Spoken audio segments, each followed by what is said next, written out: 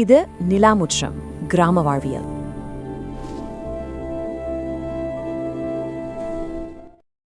பணத்தை நம்ம வாழ்க்கைக்குள்ள கொண்டு வரணும்னு நம்ம எல்லாருக்குமே ஆசை இருக்கும் இல்லையா? ஆனா அது எப்படின்னு தான் பலருக்கும் ஒரு சின்ன குழப்பம்.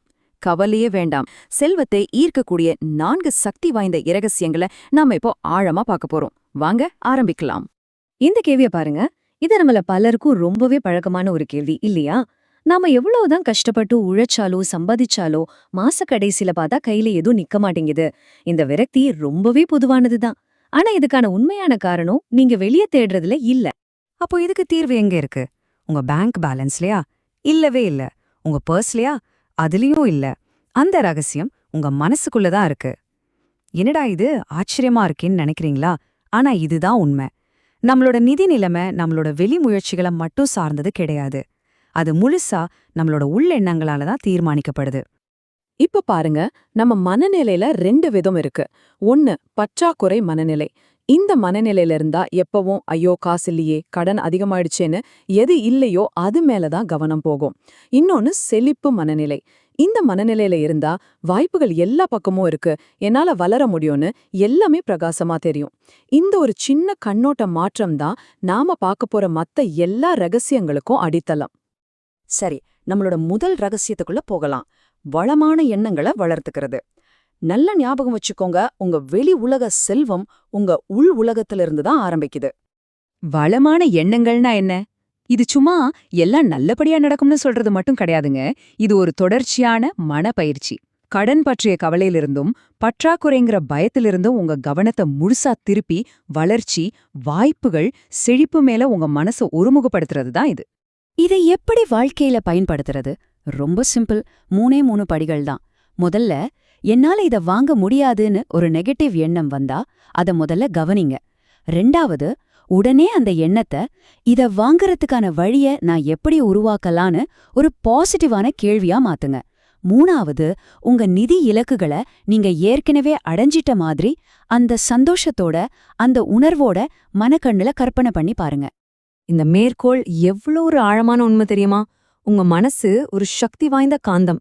நீங்க எதை பத்தி திரும்ப திரும்ப நினைக்கிறீங்களோ அது சம்பந்தப்பட்ட சூழ்நிலைகளையும் மனிதர்களையும் தான் உங்க வாழ்க்கைக்குள்ள ஈர்ப்பீங்க. அது நல்லதா இருந்தாலும் சரி, கெட்டதா இருந்தாலும் சரி. அடுத்ததா 2வது ரகசியம். வெறும் எண்ணங்கள் மட்டும் வெற்றியை தந்துராது. அந்த எண்ணங்களோட சரியான செயலும் சேரணும். உங்க வெற்றி உறுதிங்கிற நம்பிக்கையோட நீங்க செயல்படுறது தான் அந்த சரியான செயல். இந்த ஒருங்கிணைந்த நடவடிக்கை அப்படின்னா என்ன? இது பயத்திலேயோ அவசரத்திலேயோ செய்யற காரியம் கிடையாது. நான் ஜெயிப்பேனா மாட்டேனாங்கிற சந்தேகத்தோட செய்யறதும் இல்ல.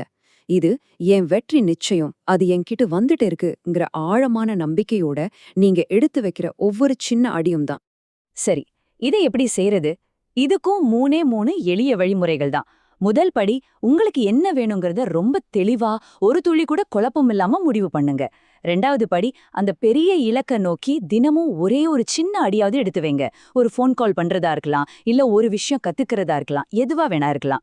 3வது, இதுதான் ரொம்ப முக்கியம். ஒரு முடிவெடுக்க வேண்டிய சூழல் வரும்போது இப்போ இருக்கிற நீங்களா யோசிக்காதீங்க. உங்க எதிர்கால வெற்றி பெற்ற நீங்களா இருந்தா என்ன முடிவெடுப்பீங்கன்னு யோசிச்சு செயல்படுங்க. அந்த பார்வை உங்களை சரியா வழி நடத்தும். நம்மளோட 3வது ரகசியம் நன்றியுணர்வு. இது ஒரு பிரபஞ்ச விதி மாதிரிங்க. நீங்க எந்த விஷயத்துக்கு உண்மையா நன்றி சொல்றீங்களோ அந்த விஷயம் உங்க வாழ்க்கையில பெருகிக்கிட்டே போகும். இது பணத்துக்கும் 100% பொருந்தும். இத ஒரு பழக்கமா மாத்திக்கிறது ரொம்ப சுலபம். தினமும் காலையில எழுந்ததும் உங்ககிட்ட இருக்கிற பணத்துக்காக, அது ஒரு சின்ன தொகையா இருந்தா கூட பரவாயில்ல, மனசார நன்றி சொல்லுங்க. கடையில ஒரு பொருள் வாங்கும்போது அந்த பொருளுக்காகவும் அதை வாங்க முடிஞ்சதுக்காகவும் ஒரு நொடி நன்றி உணருங்க. உங்களுக்கு பணம் வரும்போது அது சம்பளமாவோ இல்ல வேற எந்த வகையில வந்தாலும் அந்த பணத்தோட வருகைக்கு முழு மனசோட நன்றி சொல்லுங்க. இந்த மேற்கோள் இது எவ்வளோ அழகா சொல்லுது பாருங்க. நன்றி உணர்வுங்கிறது ஒரு சும்மா இருக்கிற உணர்ச்சி இல்ல, அது ஒரு செயல். அதுதான் உங்கள பற்றாக்குறையிலிருந்து ஒரு செழிப்பான வாழ்க்கைக்கு கூட்டிட்டு போற ஒரு பாலம் மாதிரி. இப்ப நாம பார்க்க போறதுதான் கடைசி மற்றும் அசைக்க முடியாத இரகசியம். நீங்க விரும்புற செல்வம் ஏற்கனவே உங்களுடையதுன்னு முழுசா நம்புறது. உங்க மேலோட்டமான மனசை நம்ப வைக்கிறதில்ல, உங்க ஆழ் மனசை நம்ப வைக்கிறது தான் இங்க இருக்கிற உண்மையான சவால். ஆழ்மன நம்பிக்கைனா என்ன? அது நான் பணக்காரனாக தகுதியானவன் அல்லது நான் செல்வ செழிப்போடு வாழ தகுதியானவள் அப்படிங்கிற ஆணித்தரமான அசைக்க முடியாத ஒரு நம்பிக்கை. நீங்க மேலோட்டமா சந்தேகப்பட்டா கூட உங்க ஆழ்மனம் இந்த முழுசா நம்பிடுச்சுன்னா உங்க யதார்த்தம் தானா அதுக்கேத்த மாதிரி மாற ஆரம்பிக்கும். இங்க ஒரு ஆச்சரியமான உண்மை இருக்கு. உங்க ஆழ்மனசுக்கு எது நிஜம், எது உங்க தீவிரமான கற்பனைன்னு வித்தியாசம் கண்டுபிடிக்கவே தெரியாது. அதனால நீங்க ஒரு விஷயத்த உண்மையான உணர்ச்சிகளோட திரும்ப திரும்ப கற்பனை செஞ்சீங்கன்னா, உங்க ஆழ்மனம் அதை நிஜம்னு நம்பி அதை உங்க வாழ்க்கையில கொண்டு வந்து சேர்க்கறதுக்கான வேலைய ஆரம்பிச்சிடும். சரி, நாம பார்த்த 4 ரகசியங்களையும் வேகமா ஒரு முறை பார்த்திரலாம். 1, உங்க எண்ணங்களை வளமா வச்சுக்கோங்க, ஏன்னா அதுதான் உங்க யதார்த்தம். 2, பயத்துல இல்லாம நம்பிக்கையோட செயல்படுங்க. 3, நன்றியுணர்வை உங்க வாழ்க்கையோட ஒரு பகுதியா மாத்துங்க. 4, நீங்க விரும்புறது ஏற்கனவே உங்ககிட்ட இருக்கிற மாதிரி உணர்ந்து முழுசா நம்புங்க. இந்த 4 ஒன்னா சேரும்போது உங்க நிதி வாழ்க்கையில மாற்றங்கள் நிச்சயம் நடக்கும்.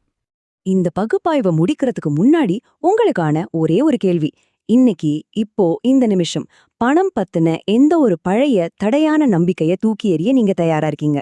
ஒருவேளை அது பணம் சம்பாதிக்கிறது ரொம்ப கஷ்டங்கிற நம்பிக்கையா இருக்கலாம், இல்லனா எனக்கெல்லாம் அவ்வளவு பணம் வராதுங்கிற எண்ணமா இருக்கலாம். அது எதுவா இருந்தாலும் சரி, அதை கைவிட நீங்க எடுக்கிற முடிவு தான் உங்க புதிய நிதி பயணத்தோட முதல் அடியா இருக்கும். யோசிச்சு பாருங்க.